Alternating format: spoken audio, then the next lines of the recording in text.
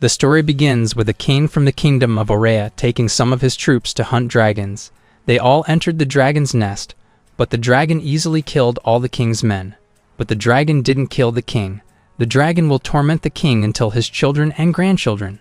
A few hundred years later, in a kingdom that was so arid and barren, there was a kingdom called the Bayford Kingdom, living a princess named Elodie.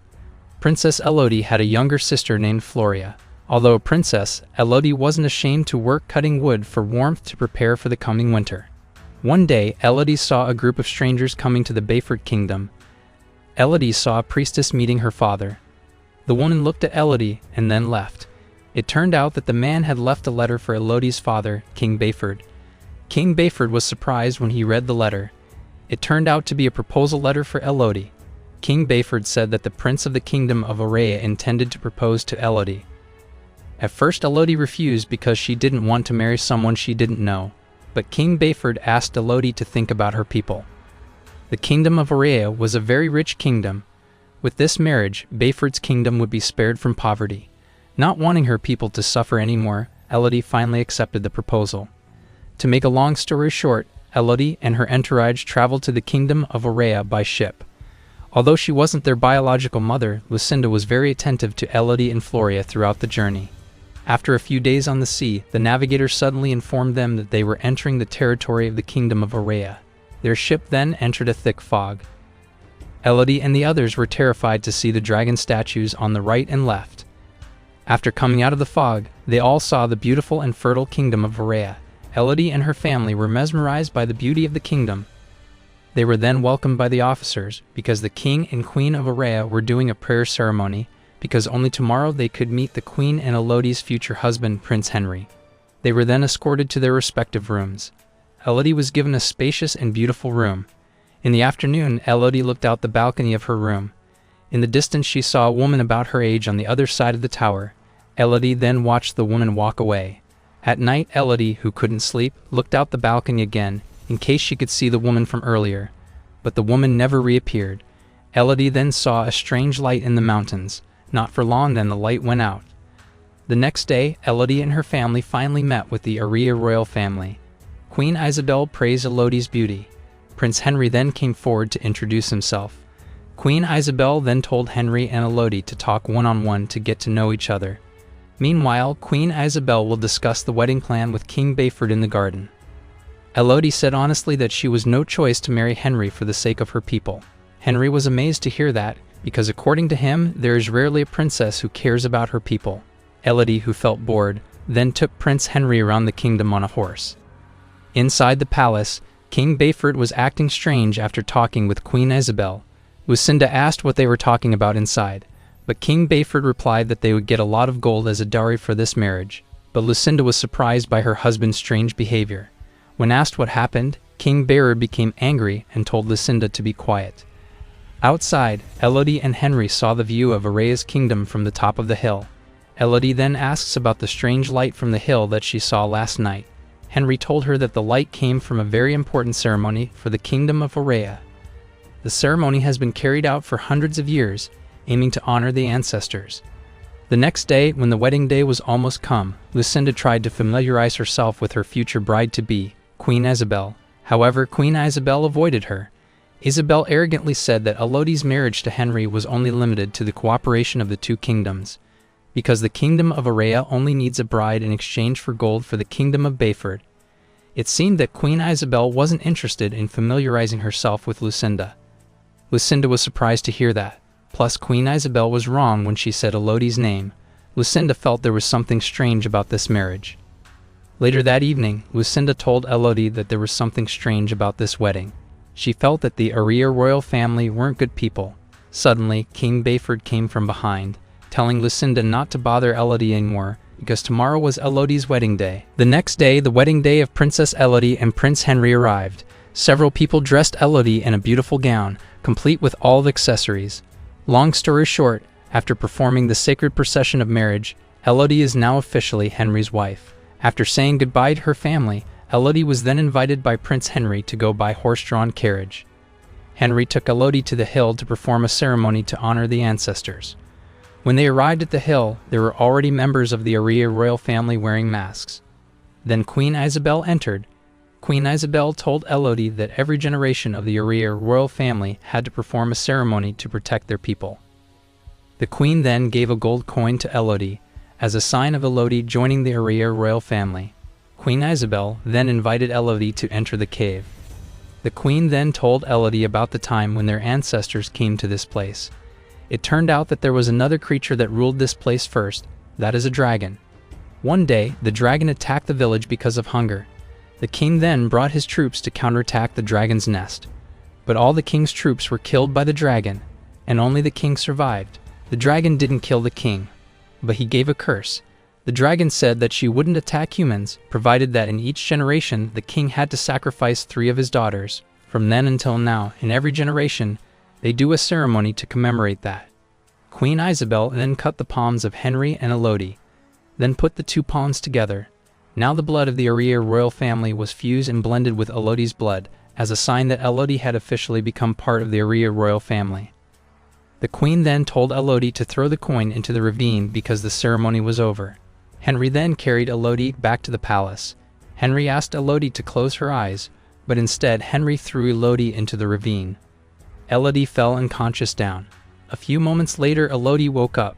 Although she was injured, she could still walk. She screamed for help, but no one answered. Elodie tried to climb up, but the wall was too steep, making Elodie fall down again. Elodie then saw some gold coins scattered around like hers. Elodie finally realized that she was used as a sacrifice. Elodie then saw a strange light from inside the cave. She walked towards the source of the light. It turned out that the light came from a burning bird. Suddenly, a flock of burning birds flew towards Elodie. From behind appeared a dragon that sprayed fire in all directions. It turned out that Elodie became a sacrifice to be eaten by the dragon. Elodie is one of the 3 princesses who will be sacrificed to the dragon. The dragon was able to speak. The dragon also said that he smelled the blood of the Uriah royal family on Elodie's body. It turned out that the reason why her palm was scratched and pasted with Henry's blood, so that the dragon thought that she was a descendant of the Uriah royal family. Elodie, who panicked, ran away to avoid the dragon's fire. Elodie entered the cave. In that place, Elodie saw the corpse of the woman she saw yesterday. It turned out that the woman was also one of the sacrifices like her. Elodie then entered a narrow gap, but her dress got stuck. From outside, the dragon spouted fire again. With difficulty, Elodie managed to escape, but her feet were on fire. Elodie then tore her dress, which made it difficult for her to move. She then took out a knife-like accessory from her chest. She used it to tear her dress to cover the wound on her leg. Elodie then lit the candle she had brought. Elodie walked down the dark hallway to find a way out. However, Elodie fell down, extinguishing the candle she was carrying. From a distance, Elodie then saw a strange beam of light. The place was separated by a deep chasm. Elodie, who had no hope anymore, because if she went back, then she would be eaten by the dragon, was finally no choice to jump towards the other side of the chasm. Elodie almost fell down. Fortunately, she held it with a knife. Elodie finally managed to climb up. Elodie then approached the source of the light. It turned out that the light came from magic worms. Elodie took some of the magic worms, then put them in a bag for lighting. Elodie then found a spring. When she tried to drink it, the water was very dirty and smelly. Elodie then saw water dripping from above. Elodie, who was thirsty, drank the dripping water. Suddenly, from above, a dragon appeared spouting fire. Fortunately, Elodie was able to dodge in time. Elodie then entered a cave. Elodie saw an inscription on the cave wall. The writing told her that the place was safe from the dragon's pursuit. Elodie then saw that there were some dresses scattered around. It was a proof that many of the previous sacrifices had died of starvation here. At night, Elodie hallucinates seeing the spirits of women who were used as sacrifices. A woman named Victoria tells her that the dragon story told by Queen Isabel is a lie. After Elodie woke up, magic worms were stuck to her injured leg. It turned out that the worms were eating Elodie's scar, and miraculously made the wound heal quickly. Elodie then attached the magic worm to her other wound, and it was true, the wound healed immediately. Elodie then looked at a map drawn on the cave wall. Elodie remembered some of the places she had been. Elodie then saw a way out to get there.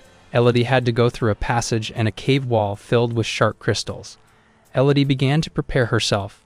Before leaving, she wrote her name on the wall like the other tributes using a light worm. After that, Elodie walked down the dark cave passage. She then caught a glimpse of light from above.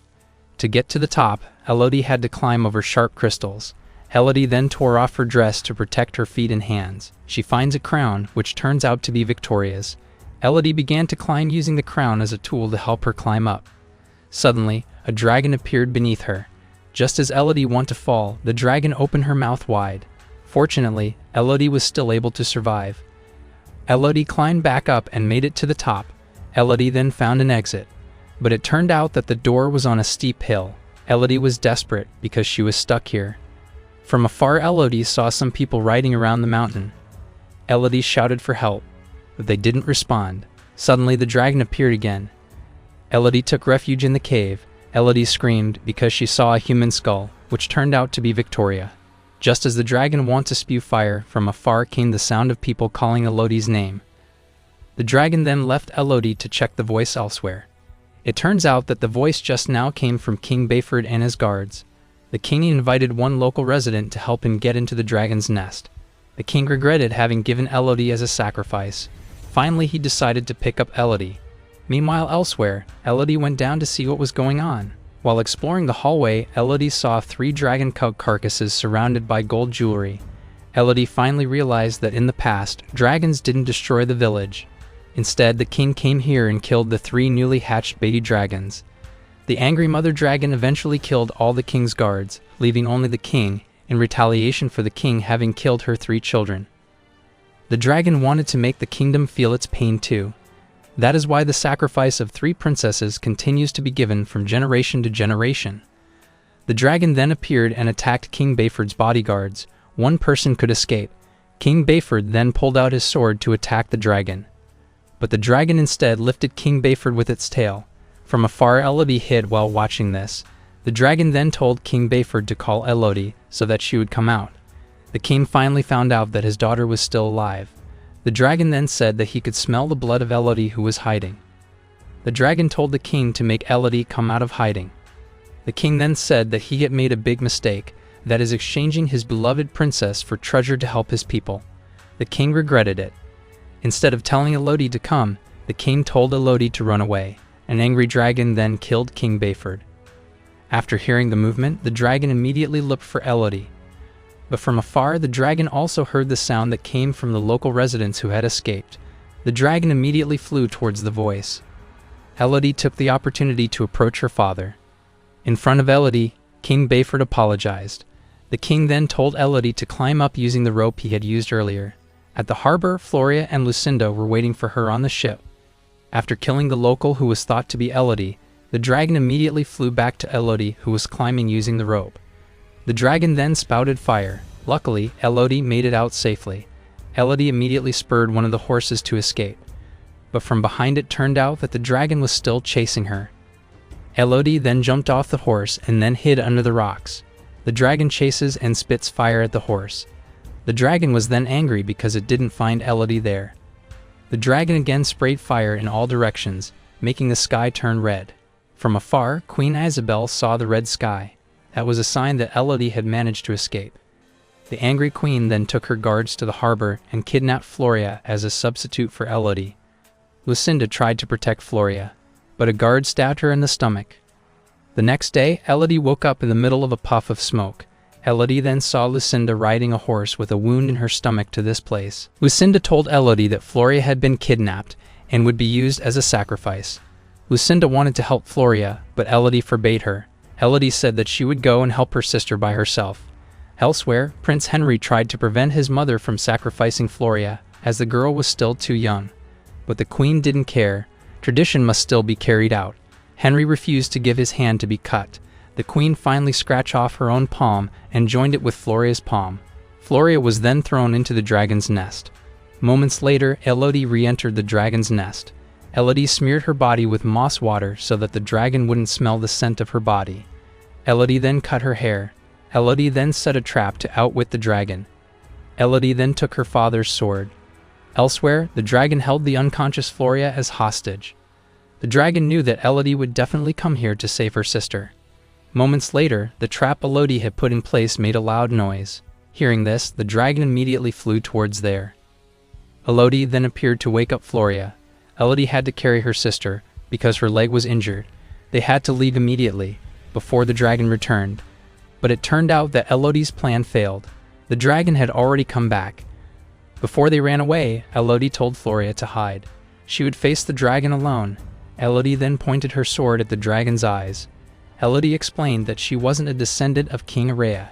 Elodie also knew that the story that had been spreading was a lie. The people of Aurea thought that the dragon had attacked them in the past, so the dragon attacked back. But the truth is that the dragon has never attacked a human being. It was the king who came here to hunt her down. In that action, the king killed the 3 newly hatched dragon cubs, even though after that the dragon will not be able to lay eggs again forever. A vengeful dragon will kill the princess of the Aurea kingdom as long as she is alive. Elodie then explained that all the princesses who were sacrificed were not the princesses of the Aurea kingdom. Hearing this, the dragon was confused. The dragon then asked why they had the same blood scent as the Aurea royal family. The angry dragon then spouted fire while dodging. Elodie then could stab the dragon in the mouth. Elodie managed to survive because she threw herself into the river. Floria then threw a sword for Elodie, but the dragon could catch Elodie. The dragon then dug its nails into Elodie's waist. Elodie fought back by stabbing the dragon's right eye with a knife in her chest. The dragon then threw Elodie. Elodie then took the sword, taking advantage of the dragon's blurred vision. Elodie went straight for the dragon's neck. Elodie then shouted that she wasn't the princess of the Aurea kingdom. The dragon then grabbed Elodie's body. Elodie then stabbed the dragon's hand until the dragon released her. Elodie then found a place that could reflect the wind. Elodie also had an idea to defeat the dragon. The dragon also told Elodie not to lie anymore. Elodie must accept her destiny, which is to die by dragon. Elodie refused. She wouldn't die because she was innocent. Elodie then provoked the dragon to spit out the fire. When the dragon spouted fire, the fire turned back on dragon herself. The dragon groaned in pain. Elodie then showed the scar on her palm. She said that all the princesses who were used as sacrifices had this wound. It was this wound that made the dragon to smell the blood of the Aurea royal family. The dragon finally realized that she had been lied to. The dragon then asked Elodie to kill her, to atone for all her sins. But Elodie didn't do it. Instead, Elodie took a magic worm to treat the wounds on the dragon's body. Meanwhile, in the palace, Prince Henry's 3rd wedding is held. The woman will be used as the 3rd sacrifice for the dragon. From behind Elodie came. With tattered clothes and a dirty face, Elodie told the bride and her family to leave. Elodie then saw the queen and the royal family there. The queen said that she wasn't afraid of Elodie's threats. Elodie then replied that she wasn't the one who should be feared. Suddenly, the dragon came from above and spewed fire, burning all of Aurea's royal family. Long story short, Elodie, Floria, and Lucinda returned to their home with an abundance of gold. The dragon was also seen flying after Elodie. From this day on, the dragon will protect Elodie wherever she goes, and the damsel movie ended.